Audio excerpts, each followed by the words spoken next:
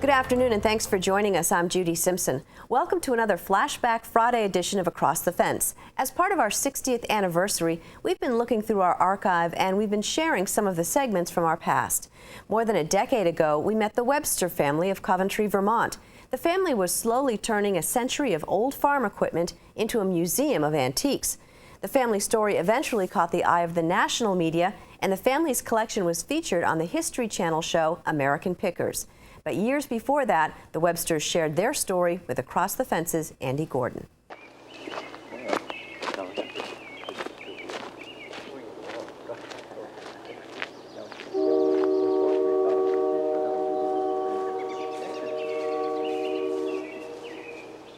Like other farms in Vermont, the Webster farm is showing its age. In general, this is sort of our courtyard, and we put a windmill up. And from an outsider looking in, you have simply a collection of old barns surrounded in high grass. And it'd be nice if we could make us all fancy, but we just don't have time. No, the burdocks are a terrible nuisance. And if you have the time, you might just catch glimpses of buried wheels, levers, and buckets.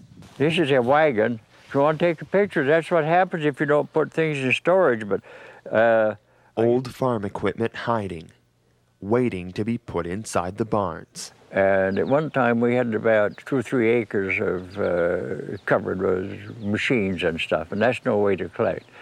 Fred and Dan Webster have taken it upon themselves to preserve Vermont's farming past, accumulating antique farm equipment from auctions, neighbors, or from their own farm.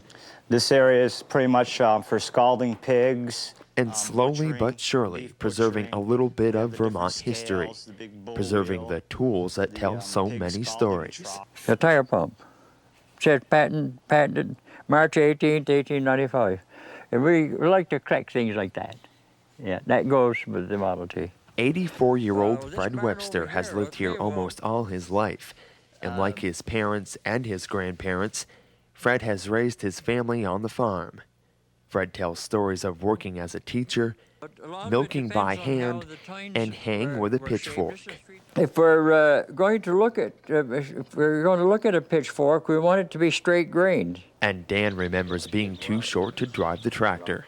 And that goes back from when I was too young to even touch the pedal on the tractor, but I would still drive it. It was your classic family farm. It'd be a long story. I was born and brought up here. And I was born in the front bedroom upstairs. The bed's still there. Complete with a white and green trimmed farmhouse, farming the old-fashioned way, the only way they could afford, the only way they knew. And all I did was teach school and milk cows and raise my children. But everything that's here, I guess that's all right. These hands, about this head, that doesn't work very good, but these hands have paid for everything that's here. And we have a 300-acre farm, and we love our land, and everything is paid for from their cows.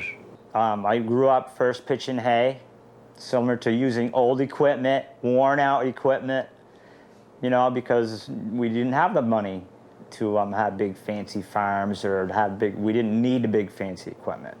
But what intrigued me was going to a lot of antique shows, being some of the club members, or going to fairgrounds where we demonstrate our equipment. It amazed me how a lot of young farmers themselves didn't even know what some of this early equipment was. So, you know, that was fun. You go to the fair and you pretend you know what you're talking about, but they didn't, wow, what, really? And here I was, younger than they were, knowing this stuff. In 1992, Fred Webster sold his cows and started working towards a dream, a dream of someday opening a hands-on museum, a place where the public could learn about the past, look and touch the equipment just as it was left by the farmers who owned it. It's nice to fancy these rigs all up, take them to a show, but that's being done, you see. There was no point in doing it. This sleigh over here kind of represents the stuff that the farmers would keep in a special shed. So our goal is to do something which has not been done. So that all came out of like And, shed. So and we're trying to show how things evolved from as far back as we can go. And we don't have to go back very far because modern agriculture is modern. Well, and it's like the approach is, where did they get that modern equipment idea from? They got it from the early equipment, because early equipment evolved into newer equipment evolved into newer. And over a lot of boxes, well, now we have a collection of irons, gas irons, the old hot plate flat irons. The dream is all based on hard work and passion. There is very little money for the project, and only rough ideas exist in the minds of the Websters. All right, so I should have taken notes, you know, so that I'd be well organized, but I'm not smart enough for that because I went to school too long, you hear? Hazel Fairbrother rode in this sleigh, and then Hazel Jackman. Now, the reason why I know that's because my mother told us. Notes, schedules, and blueprints just aren't the way that Fred gets things done. But I do something every day. In the wintertime, at least an hour, I do something on this project every day. And that's where you get things done. It's how much does a person do in a year, or how much do you do in 50 years is what counts, not how much you do in one day. They didn't start out with a lot of space to keep the equipment, and they didn't have the money to build space either. It was important also to put all this stuff somewhere. So what do? You just start and you have to put up something. We tore down, we'd have barns given to us. And so we torn down, and I say we because it's mostly Daniel and me, you know. Slowly but surely, day by day, Fred and Dan have managed to collect enough windows, doors, beams, and siding to build maybe not the most attractive barn, but one with almost 80,000 square feet of pure character.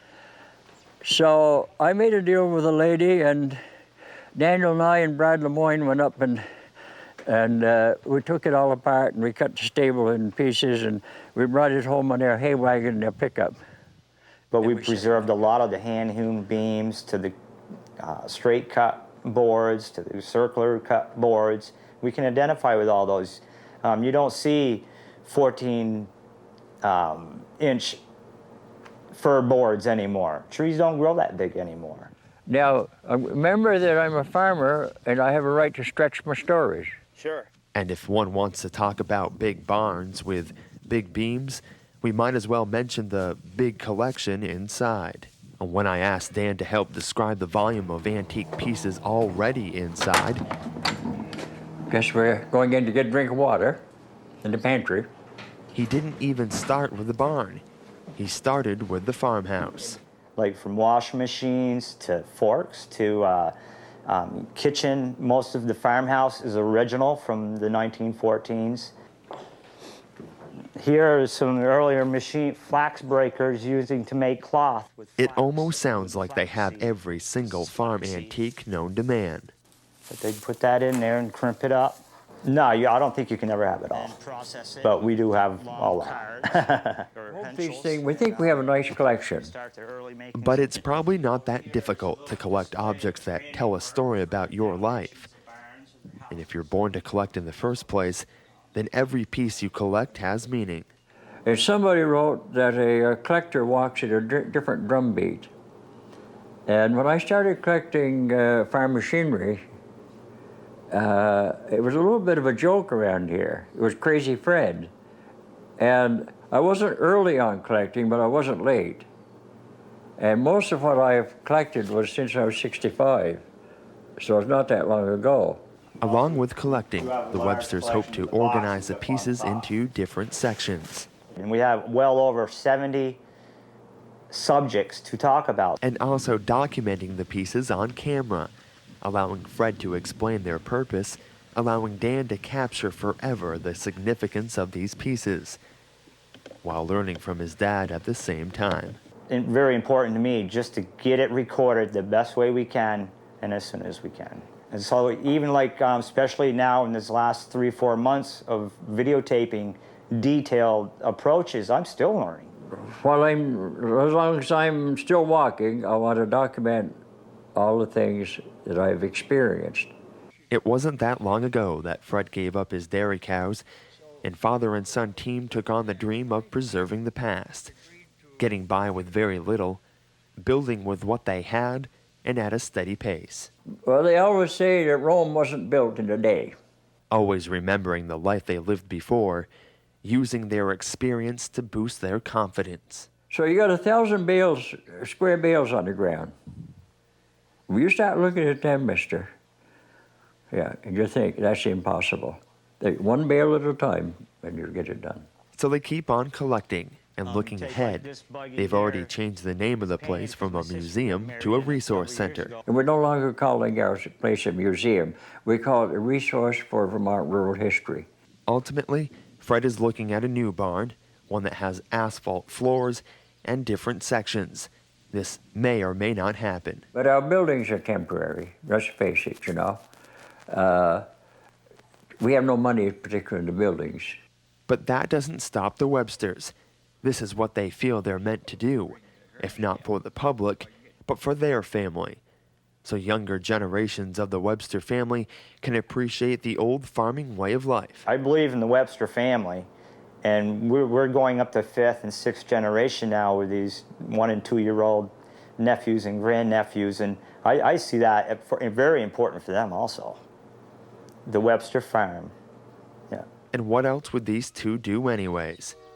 Just keep on collecting. I can't see doing anything else. It's my dream, it's Dad's dream as well as my dream. Whether it'll ever happen or not, I'll do my part, and we'll see what happens after that. An old-time farmer and his son, preserving Vermont's agricultural history, passing on a family tradition in a slightly different way. And as long as I'm living, we'll stay right with this project. In Coventry, I'm Andy Gordon with Across the Fence. That's quite a collection and quite a family. We close out today's program with a look back at the work of UVM engineering students from more than a decade ago. The students built their own mini Baja vehicle to compete against students from other colleges and universities. Across the Fence producer Will Michael joined the students for a bit of a test drive.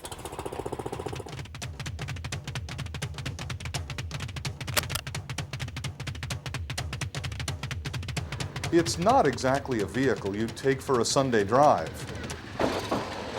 This is the UVM Mini Baja amphibious vehicle, and it's getting road tested in preparation for competition against other top engineering schools. 53 teams all received the same engine, which is a 10 horsepower, and that's constrained. And other than that, we had some measurements that we had to keep the car within, but just to gain as much mechanical advantage as you can out of your design to compete. Something innovative that we have is our rear hubs. We got them off of Polaris ATV, and they're magnetic driven, so we can turn them on or off, and in the water that's going to help us a lot because we're going to use those to steer with. And as far as I've heard, I don't think a lot of other teams have something like that. And the other thing is our top speed. We have a pretty quick car, and some other schools that we've talked to are reaching speeds around 12 miles an hour, where we've gotten upwards of 35. We did all the design work the first semester and really have only built this car in probably 2.5 months. And I think that's pretty impressive. Problem solving is definitely the key here. Is you have a problem and you have to come out with the end result, and getting there and the steps you take. The engineering mind helps you get there, helps you step through on the logical process to find the answer. And that's something that you can't really learn in a classroom, but you learn in your college career in engineering. Designing and building this vehicle took teamwork, and teamwork is also a critical ingredient to the Mini Baja competition. Everybody will get to drive the car. There's a 4-hour endurance race, so everybody will get their turn in the driver's seat. But the more specific parts, we have the lightest driver for the water maneuverability, obviously, heaviest driver for the tractor pull, keep the weight on the rear wheels, and you know, the craziest for the big jumps. So. At the University of Vermont, I'm Will Michael with Across the Fence. And that wraps up our Friday flashback for this week. Thanks for joining us. I'm Judy Simpson. I'll see you back here again Monday afternoon on Across the Fence.